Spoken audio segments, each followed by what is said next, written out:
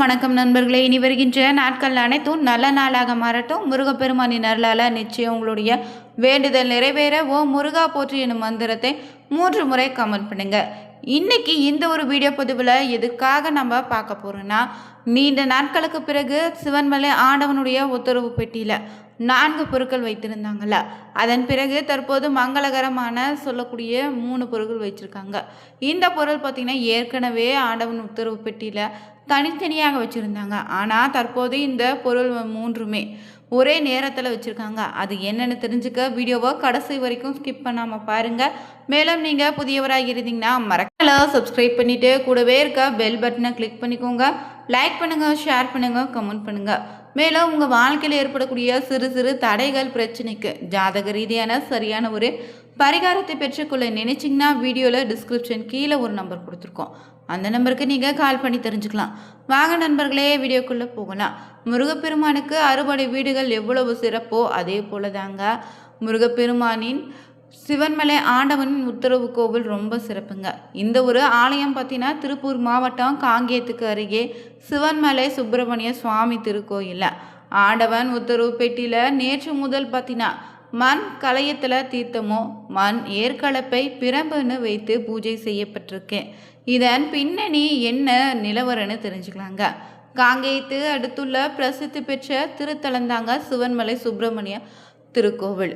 அருணகிரிநாதரால் பாடப்பெற்ற தலம்னே சொல்லலாம். இங்கு ரொம்பவே புகழ்பெற்றது என்னன்னு கேட்டால் அது ஆண்டவனின் உத்தரவு பெட்டி தாங்க. இதில் வைத்து பூஜை செய்யக்கூடிய பொருட்கள் சமூகத்தில் சில மாற்றங்களை நிகழ்த்தக்குவதாக ஐதீகமாகவும் இருக்குது. அதை நம்ம கண்கூட இதுவரைக்கும் பார்த்துருக்கோம். அந்த வகையில் இவை உலகத்தில் ஏற்படக்கூடிய மிக முக்கியமான நிகழ்வுகளை பக்தர்களுக்கு உணர்த்துவதற்காக முன்னதாகவே உத்தரவு பொருட்களாக பக்தர்கள் கனவுல தோன்றுமா. இப்படி கனவுல வரக்கூடிய பக்தர்கள் நேராக கோயிலுக்கு வந்து தங்களுக்கு வந்த கனவை சொல்வாங்க. அவங்க சொல்வது உண்மையான சோதிக்க பூசாரிகள் பார்த்தீங்கன்னா சாமி முன்னாடி பூ போட்டு பார்ப்பாங்க. உத்தரவு கிடைத்தால் மட்டுமே பழைய பொருள் மாற்றப்பட்டு புதிய பொருள் வைத்து பூஜையும் செய்யப்படுங்க. கடைசியாக கடந்த மார்ச் மாதத்தில் 10ஆம் தேதியன்று மஞ்சள் பிள்ளையார் வெற்றிலை பாக்கு அருகம்போல் எலுமிச்சை பழனின் 4 மங்களகரமான பொருட்கள் வைத்து உத்தரவு வந்துச்சு. அது முதலே பார்த்தீங்கன்னா 40 நாட்களாக பூஜை செய்யப்பட்டு வந்திருக்கு. அந்த வகையில் இதுவரை பார்த்தீங்கன்னா கடல் தண்ணீர், வைக்கோல், மண், மஞ்சள், துப்பாக்கி, ஏற்கலப்பை, ரூபாய் நோட்டு, புத்தகம்னு சொல்லிகிட்டே போகலாம். இந்த ஆண்டவன் உத்தரவு பெட்டியில் வைத்து பூஜை செய்திருக்காங்க. இந்த நிலையில் தற்போது தாங்க பொள்ளாச்சி புவீரபாளையத்தை சேர்ந்த கதிர்வேல் 50 வயது கொண்ட விவசாயியின் கனவுல தோன்றி மண் கலையத்தில் தீர்த்தமோ மண்ணோ ஏற்கலப்பை பிரம்பு வைக்க சொல்லி பூஜை செய்ய வந்திருக்கு. அதன்படி நேராக கோயிலுக்கு சென்ற கதிர்வேலும் பூசாரியிடம் விஷயத்தை சொல்ல அவரும் பூ போட்டு பார்த்தது உத்தரவுப்படி ஏப்ரல் 29ஆம் தேதியான நேற்று முதலே பார்த்தீங்கன்னா இந்த பொருட்கள் வைத்து பூஜை செய்திருக்காங்க. இதில் இருக்கக்கூடிய ஒவ்வொரு பொருளுக்கும் ஒவ்வொரு விதமான பார்த்தீங்கன்னா பலன்கள் காத்திருக்குன்னு எதிர்பார்க்கலாம். அந்த வகையில் ஏற்கலப்பை வைத்திருப்பது விவசாயத்திலும் உழவு தொழிலை குறிக்குதுங்க. ஏற்கலப்பை பெட்டிக்குள்ள வைத்திருப்பதால் வரும் காலங்களில் விவசாயம் செழிக்கும். இல்லைன்னா விவசாயம் சார்ந்த தொழில்களில் பெரிய மாற்றம் ஏற்படுன்னு நம்ம எதிர்பார்க்கலாம். அடுத்ததாக வைத்த மண் கலையத்தில் தீர்த்தம். தீர்த்தனாவே நீருன்னு சொல்லுவோம். உயிர் வாழ ஆதாரமாக இருக்கக்கூடியதாங்க நீர். மழைப்பொழிவை இதை முன்னறிவிப்பதாக எதிர்பார்க்கலாம். நாட்டில் போதிய மழை பெய்ந்த நீர்நிலைகள் நிரம்புன்னு கூட அடையாளமாக இது நம்ம எதிர்பார்க்கலாங்க. பஞ்சம் வறட்சி இருக்காதுன்னு அர்த்தமாகவும் எடுத்துக்கலாம். அதே போல் ஊர் ஒற்றுமையும் குடும்ப நலம் உள்ளிட்டவை சிறப்பாக இருக்குன்னு சொல்லப்பட்டிருக்கு. அதே போல் பார்த்திங்கன்னா இந்த நேரத்தில் ஆண்டவன் உத்தரவு பெட்டியில் என்ன பொருள் வைத்திருக்காங்கன்னு தெரிஞ்சுக்கிட்டோம். இதனால் என்ன நடக்குன்னு பொறுமையாக தான் காத்திருந்து தெரிஞ்சுக்கணும். மேலும் சிவன்மலை கோவிலை பற்றி இன்னும் சில சுவாரஸ்யமான பதிவுகளை தெரிஞ்சிட்ருக்கோம். அந்த வகையில் ஒரு சக்தி வாய்ந்த மலைக்கோவில்னா அது சிவன்மலை கோவிலுங்க. சிந்தையை அடக்கி சும்மா இருப்பது திறன் அரிதுன்னு சொல்லுவாங்க. பஞ்சபூதங்களுடைய சக்தியை உணர்ந்து சித்தத்தை அடக்கி செயற்கரியன செய்து வென்றவங்கள் தான் சித்தர்கள். அந்த வகையை சேர்ந்தவர்களில் ஒருவராக இருக்கக்கூடிய சிவவாக்கிய சித்தர் பூஜித்த மலை தாங்க இந்த சிவன்மலை கோவில். எங்குமே வனம் பொங்கக்கூடிய கொங்கு நாட்டில் சிங்க நகர்னு சொல்லக்கூடிய காங்கேயத்துக்கு அருகே காங்கயம் திருப்பூர் நெடுஞ்சாலையில் இந்த சுமார் 4 கிலோமீட்டர் தொலைவில் சிவன்மலை அமைந்திருக்கு. இந்த மலை மீது தாங்க கோயில் கொண்டு அருள்பாலித்து வருகிறார் அருள்மிகு சுப்பிரமணிய சுவாமி திருக்கோயிலும். கடந்த பல வருடங்களுக்கு முன்னாடி பாட்டாளி மலைன்னு சொல்ல, அதன் பின் இங்கு வந்து சித்தர் சிவபாக்கியார் முன்னின்று முயற்சி செய்து சான்றோருடைய ஒத்துழைப்பாலும் பெருந்துணையோடும் பல திருப்பணிகளை செய்திருக்காரு.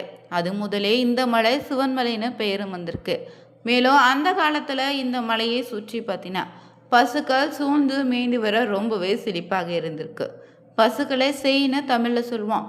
அதனால் சிவனின் சேயான குகன் வந்து அமர்ந்து அருள்பாலிப்பதால் சேமலைன்னு பின்னால் சிவன்மலை மருவியதாகவும் சொல்லுவாங்க. மேலும் இந்த மலையினுடைய சிறப்பு பற்றி ஒருவரிடம் கேட்டபோது அவர் என்ன சொன்னார்னா, சிவன்மலை முருகப்பெருமானின் சிறந்த திருத்தலங்க. இது கொங்கு நாட்டில் புகழ்பெற்ற திருத்தலங்களில் ஒன்று. இங்குள்ள முருகன் சக்தி வாய்ந்த தெய்வம். தான் தெரிவிக்க விரும்புவதே பக்தருடைய கனவுல வந்து கட்டளையிட்டு பின்னடப்பதை முன்கூட்டியே தெரிவிக்க அபூர்வ சக்தி இருக்கு. கடந்த சில வருடங்களுக்கு முன்னாடியே கோயில் பெட்டியில் செம்பல தண்ணீர் வைக்க உத்தரவு வந்துச்சு. இதனால் நாட்டில் என்ன நடக்க போகுதுன்னு அது பற்றி அப்போது யாருக்கும் தெரியல. ஆனால் சில நாட்களிலேயே தமிழக மக்களின் மனங்களில் மாறாத வடுவான் ஏற்படுத்திய பேரழிவு சொல்லக்கூடிய அரக்கன் சுனாமி வந்து அப்பாவே பலர் உயிரையும் பழிவாங்கிடுச்சு. அப்போது தான் இந்த பெட்டியில் இருக்கக்கூடிய பொருளுக்கு மதிப்பு இன்னும் அதிகமானுச்சுங்க. அடுத்து மஞ்சள் வைத்து கோயிலை பூஜை செய்தாங்க. முன்பு காட்டில் சும்மா கிடந்த மஞ்சளும் விலை தங்கத்தின் விலையை விட அதிக அளவுக்கு மார்க்கெட்டில் விற்பனையானுச்சு. அப்போது வெண்ணெய் முட்டும் அளவு உயர்ந்த விலை இப்போது வரை குறையவில்லைன்னு சொல்லலாம். அடுத்ததாக பார்த்தீங்கன்னா அங்கிருந்து கரூரை சேர்ந்த ஒரு நபரிடம் கேட்டபோது, நான் இந்த கோவிலுடைய மகிமை தெரிந்து அடிக்கடி சாமி தரிசனம் செய்துட்டு போவேன். இங்கு வந்துட்டு போனாலே ஒரு மாற்றம் நிச்சயம் ஏற்படுது. இந்த கோவிலுடைய சக்தி அபூர்வமானது. இதே போல் முன்பு ஒரு பக்தர் கனவுல வந்து மண் வைத்து பூஜை செய்யப்பட்டிருக்கு. அது முதலே இந்த பகுதியை சுற்றி நிலத்தின் மதிப்பும் கண்ணா பின்னான்னு உயர்ந்திருக்குங்க. அவ்வளவு ஏன் தமிழகத்தில் பல இடங்களும் இதே நிலைதாங்க. இப்போது கூட சாமானிய மக்கள் நிலம் வாங்குவது குதிரை கொம்பாக இருந்திருக்கு. கடந்த சில வருடங்களுக்கு முன்னாடி தான் பக்தரின் கனவுல அரை பவுன் தங்கத்தை வைத்து பூஜை செய்ய உத்தரவானது. சாமிக்கு கூட தங்கத்தின் மீது காதலான வியந்து கிடக்க சில நாட்களையே அதன் உண்மை நிலவரமும் உலகிற்கு தெரிய வந்துச்சு. தங்கத்தின் விலை தாறுமாறாக உயர்ந்து தற்போது லட்சக்கணக்கில் உயர்ந்திருக்குங்க. இதனால் பெண்ணை பெற்ற பெற்றோர்கள் எல்லோரும் முருகா நீதா என் பிள்ளையை கரை சேர்க்க வேண்டும்னு பிரார்த்தனை செய்துட்டு தாங்க இருக்காங்க. இப்படி இருக்கையில் மற்றொரு பக்தர் கனவுல வந்து தேங்காய் வைக்க சொல்லி உத்தரவானுச்சு. அது போலவே தேங்காய் வைத்து பூஜை செய்தாங்க. அப்போது தான் தேங்காயின் விலையும் கூட அதிகரித்திருக்கு. கொப்பரை தேங்காய்க்கு ஒரு மவுசு வந்துடுச்சுங்க. பார்த்தீங்கன்னா கனவுல சொல்லுகின்ற அந்த பொருளை எப்போது பெட்டியில் வைப்பாங்கன்னு கோயில் ஊழியரிடம் கேட்டால் அவர் என்ன சொல்லியிருக்காருன்னா, காங்கேயத்துக்கு அருகில் இருக்கக்கூடிய திருப்பூர் வெள்ளக்கோயில்னு தென்னிமலை பரமத்தி பல்லடம் கோவைன்னு பல சுற்றுப்புற கிராமங்களில் இருக்கக்கூடிய தங்களுடைய பக்தர் கனவுல ஒருவர் வந்து தான் சாமி வந்து சொல்லி பெட்டியில் வைக்க வேண்டிய பொருள் பற்றி சொல்வாரா. மறுநாள் அருள் வந்த நிலையில் அந்த நபரும் பார்த்தீங்கன்னா தனது கனவுல சொன்ன பொருள் பற்றி கோயில் நிர்வாகியிடம் சொல்வாங்க. அவங்க சொன்னது உண்மைதானான்னு தெரிஞ்சுக்க கோயில் பெட்டியில் பார்த்தீங்கன்னா கோயில் நிர்வாகிகள் பூக்களை பொட்டணத்தில் வச்சு சாமி முன்னாடி பூ செய்யணும் கேட்பாங்க. அதில் முதல் எடுப்பிலே பார்த்தீங்கன்னா வெள்ளைப்பூ வந்தால் முருகன் கனவுல தோன்றி சொன்னது உண்மைனே உறுதி செய்து கொண்டு அந்த பொருளுக்கு சிறப்பு பூஜை செய்து அந்த பெட்டியில் வைத்து விடுவாங்க.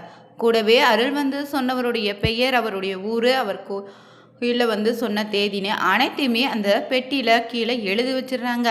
இதுதாங்க இந்த கோவிலில் நடைமுறையாக இருக்குது.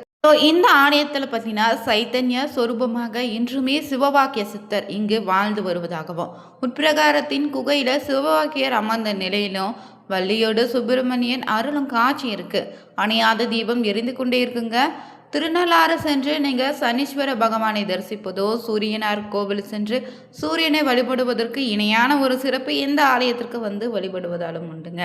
மேலும் நீங்கள் முருகனிடம் எந்த ஒரு வேண்டுதல் வைச்சாலும் 6 முறையில் 6 அகல் விளக்கில் நெய் தீபம் ஏற்றி தொடர்ந்து 6 வாரங்கள் செவ்வாய் ஓரையில் செவ்வாய்க்கிழமையில் மனதார வேண்டி வாங்க. நிச்சயம் உங்களுடைய வேண்டுதல் 6 வாரங்களுக்குள்ள நடந்திருக்கும்.